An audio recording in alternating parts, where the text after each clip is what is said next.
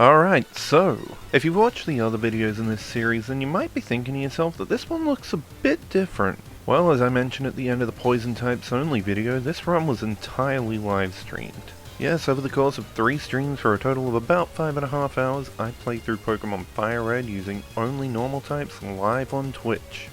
This video is just going to be a recap of the events that happened, and I'll be uploading all 3 streams crammed into one video within the next few days, but for now, let's begin. So just like last time, I used the Universal Pokemon Randomizer to change up the starters a bit, swapping out Bulbasaur for Whismur and Charmander for Makuhita. Now you may be wondering, why those specific Pokemon? Well, it's because I wanted to make the starters Pokemon that weren't easily accessible in Kanto and would cause me to either skip over or double up on Pokemon. In the case of Whismur, my only other option for a 3-stage normal type was Slackoth, which is not a very good idea. For those who don't know, Slackoth has the ability Truant. I may have accidentally called it Tyrant at some point in the stream, but that's not important. What's important is what Truant actually does. Basically, it means I can only attack every other turn. When it evolves into Vigoroth, it briefly loses Truant, swapping it out for Vital Spirit, which prevents sleep, but then it evolves into Slacking and just regains Truant as its ability. So that explains Whismur, but why Makuhita? Well, as I learned in preparing for this video, until the Timber line was introduced in Gen 5, Machop was the only 3-stage fighting type.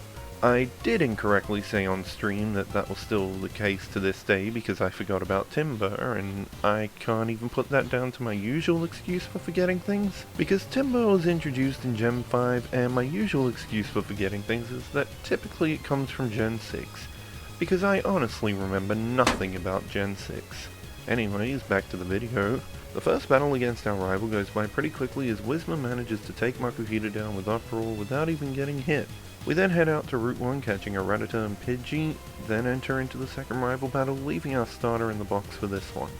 By this point, Makuhita actually attacks and so manages to knock out Rattata, but Pidgey knows Gus, so it's not that hard to win this one either.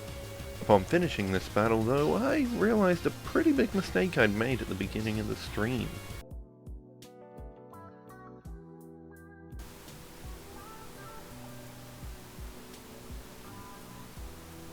I had the mic off the last 25 fucking minutes. So yeah, that was pretty stupid of me, but I also caught a Spearow. Moving on to Pewter City, we have the gym battle against Brock. Now, every version of this challenge so far has had one gym leader I wasn't looking forward to, and for this one, it was Brock. Although, this one is for a slightly different reason than the previous ones. See, I was worried about Blaine's fire types with grass types only, Erica's grass types with water types only, Misty's water types with fire types only, and Sabrina's psychic types with poison types only, because they were all super effective against my one type. Well, okay, technically Giovanni's ground types were also super effective against my poison types, and Brock's rock types were also super effective against my fire types. But against Brock, I had over-leveling and a super effective move in Metal Claw, and as for Giovanni, he's always been a bit of a pushover. However, in this instance, I'm not worried about Brock because of what he can do to me, but rather what I can't do to him. Whismur learns Astonish during training, but other than that, we only have normal type moves. Unfortunately, Rock resists normal, and Pidgey and Spearow are both weak to Rock, so I had to use Rattata and Whismur for this one. This battle's gonna take 30 attempts. I wasn't far off with that prediction. Astonish honestly did fuck all damage, and the resisted Uproar turned out to be a much better option, especially when I started with Rattata and used Tail Whip to lower Brock's Pokemon's defenses. That runs into a brick wall though, as Geodude has Defense Curl, so pretty much every time I tried lowering his defense, he just raised it straight back up. Eventually I had enough and broke the rules, bringing in the entire team. Even with a 2 Pokemon advantage though, I still just barely won. From there we move on to Mount Moon after I completely forgot that Jigglypuff is on Route 3, but hey, I caught a Clefairy. We get through and get some of the most welcome moves, especially this early on in the game. Mega Punch for Clefairy, Mega Kick for Whismur, and Hyper Fang for Rattata. The first and third moves in that list come in pretty handy for the Cerulean City rival battle as we get through Blue's whole team without even needing to bring Whismur in. Then when we get to Misty, Rattata once again shows off the power of Hyper Fang, taking Staryu out without taking any damage, and a newly evolved Pidgeotto takes out Starmie. Granted, that took a number of resets because I needed some real good luck at some points, but hey. We head south to Vermilion City, catching a Meowth along the way and evolving Whismur into Loudred. We board the SSN and dispatch of our rival again in what was honestly the closest rival battle of the playthrough up to this point. Thankfully though, his Kadabra is dead set on disabling whatever move Clefairy attempts to use, so as long as we switch those moves up, we can get the win. That leaves Surge, and although my plan was to use Dig with Clefairy, I wound up not needing that until the very end, as Loudred just took Voltorb and Pikachu down with no problem. That was the end of the first stream. One of the first things I did during the next stream was to go back to Route 3 and catch Jigglypuff just in case I needed it further down the line. I didn't. It stayed in the box at level 3. I then headed to Lavender Town, spending half an hour training before doing the rival battle there, which took a bit of luck. By this point, Makuhita has evolved, and despite all the training I put into it, Meowth is basically worthless, so I was more or less going into this one at a disadvantage. Basically, this one went like this. Send in Meowth first, who gets one hit in before he's taken out by Pidgeotto. Switch into Raticate, who's able to take Pidgeotto out with Hyper Fang. That causes Blue to send in Hariyama, who always uses Vital Throw, meaning we always attack first, and so do as much damage with Hyper Fang as possible before Raticate is knocked out. And send in one of my flying types, because for some reason, his instinct after losing his first Pokemon weak to flying is to send out his second one, Execute. Kadabra has much lower physical defense than special defense, so flying type moves damage him pretty badly too. Finally is Gyarados. This is where I had to get really lucky. Gyarados' Thrash always made it one-on-one, and our one was always Clefairy. Seems fair. Eventually I get the luck I need as Thing connects, putting Gyarados to sleep, and he doesn't wake up while Clefairy is able to knock him out with Mega Punches. Now my goal for the second stream was to have made it to 6 gym badges by the time I was finished. At some point I remembered that I could get an Eevee from Celadon City and went in to face Giovanni. Again though, he's always been a bit of a pushover, and so even though he has 2 rock types, Clefairy has Water Pulse, meaning they both went down easily. Kangaskhan is bulky, but Pharaoh had enough in her to live through a Mega Punch on 4 HP to get Kangaskhan down to half health, so that when Raticate came in, he could hit with a couple of Hyper Fangs and... oh. Why is it so fucking bulky?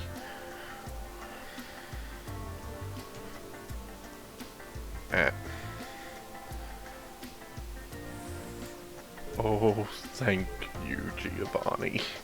After Giovanni's incompetence lost in that battle, I decided to challenge Erica's gym, and what'll happen first? I'll finish this water, or I'll finish this battle.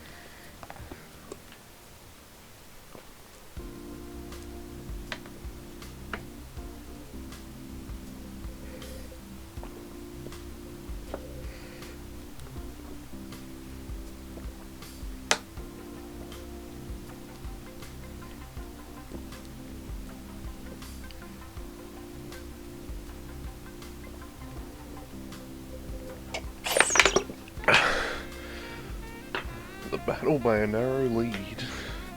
Anyway, I went on to save Mr. Fuji from Lavender Town before failing to catch the Snorlax blocking Cycling Road. Down Cycling Road, into Fuchsia City, into the Safari Zone to try and catch a Kangaskhan on my own. Well, that didn't work out. Back to Celadon City, through Saffron City, through Lavender Town, catch the Snorlax blocking Vermilion, Fuchsia, and Lavender, stumbling ever so randomly into just a fuckload of rare candies, and onto the Silphco rival battle. This one moment pretty accurately sums up how that battle went.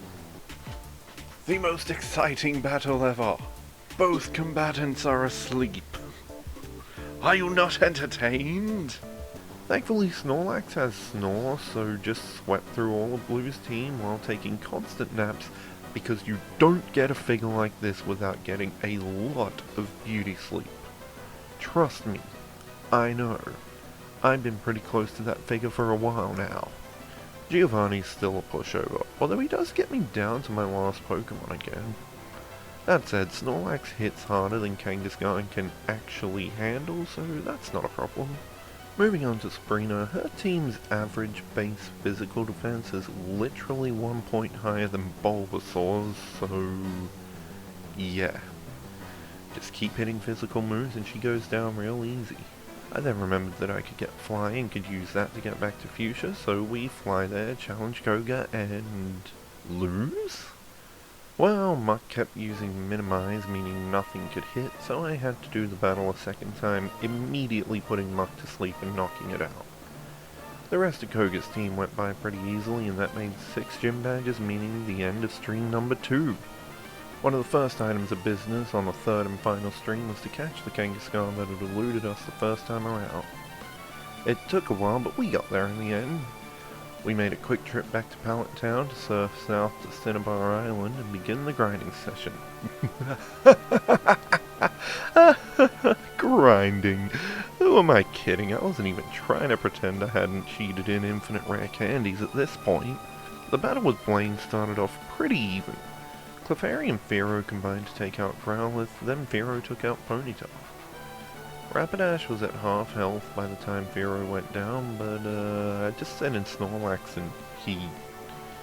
well, it's Snorlax. It's tanky as fuck.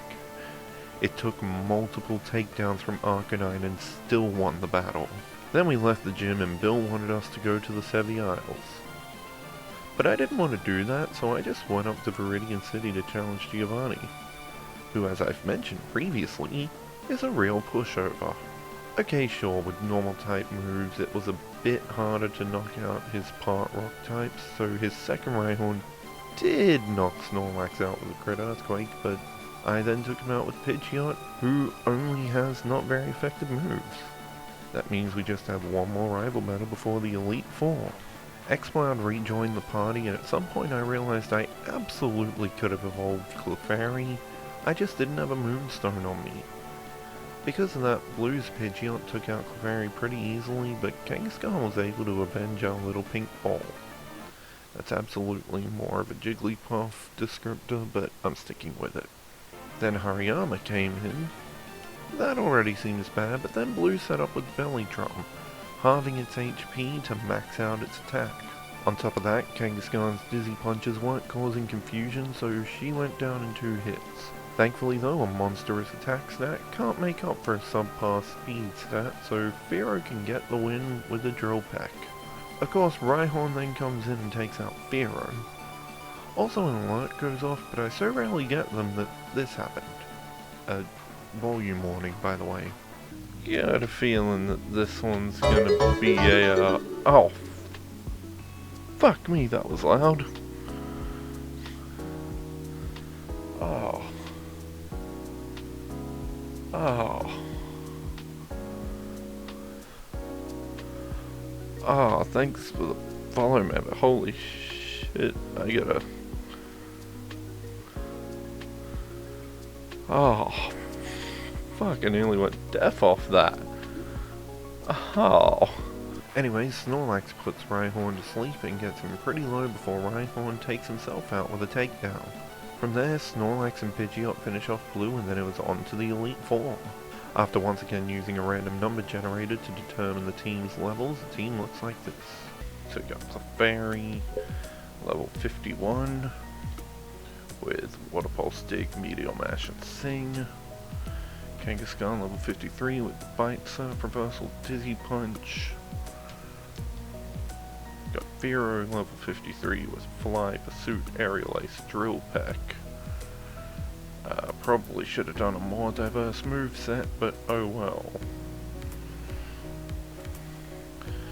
Got Snorlax, level 54, with Body Slam, Hyper Beam, Rest, and Snore. Pidgeot, level 56, Double Edge, Wing Attack, Steel Wing, and Quick Attack. And Exploud, level 63, Strength, Hyper Beam, Astonish, and Hyper Voice. I don't feel super confident, but Lorelei continues her trend of not really being much of a problem in this challenge, only managing to take out 2 on our side before the battle is over. Bruno's up next, and again, not much of an issue. Although I did actually remember this time that Hitmonchan has counter. Drillpeck didn't take it out or anything, but anyways, on to Agatha, who actually caused some issues with her combination of Confuse Ray and Toxic, causing basically a loss. Technically, Snorlax was still up, but with only normal type moves against 2 ghost types, there was nothing he could do. After another couple of resets due to some really shitty luck, we switch up the plan slightly, leading off with Fearow rather than Kangaskhan, and after one failed attempt, decide to actually use some switches. Eventually we got through it, but goddamn, I don't normally have this much trouble until the next battle.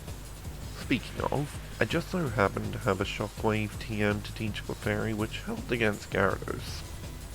Sometimes. Namely the times where he didn't instantly one-shot Clefairy with Hyper Beam. Eventually though, we managed to get through thanks to Fearow somehow living through a Hyper Beam and Pidgeot double-edging, that sounds dirty, to victory.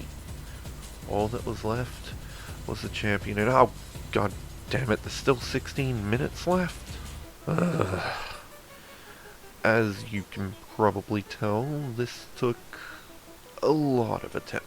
Getting Gary down to 3 was never too much trouble. Clefairy definitely would have done a lot better if it were a Clefable, but hey, my idiocy is a factor in this too. But once we wiped out half of Gary's team, his second half didn't play around. And that wasn't even including his ace.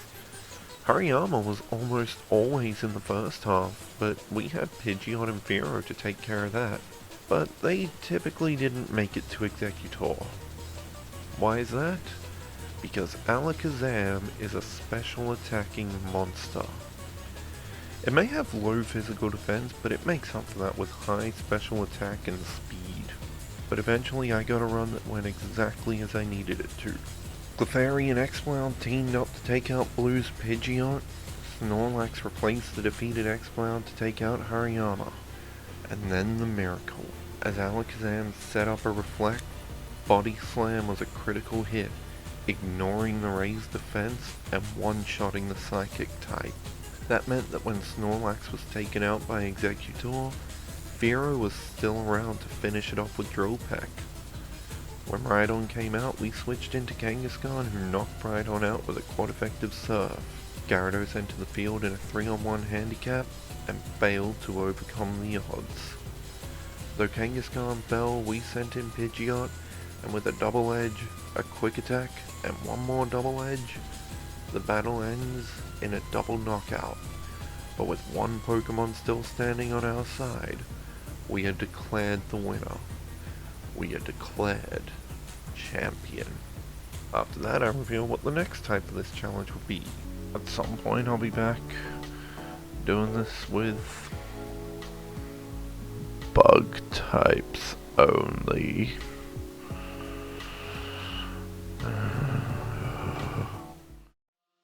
So yeah, bug types only next time. This is the one I've been dreading.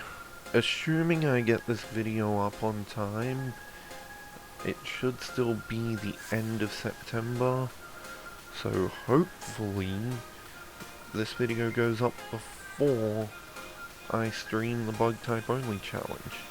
So if you want to catch that and any of my subsequent one type only challenges, I'll be live streaming them over on twitch.tv/Genzi. Yes, that's how you pronounce my last name.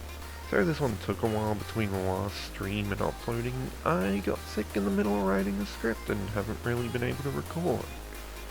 Plus I was dealing with a copyright claim on that Yu-Gi-Oh video I put up recently, so I had to re-edit that. That took some time. Anyways, bye.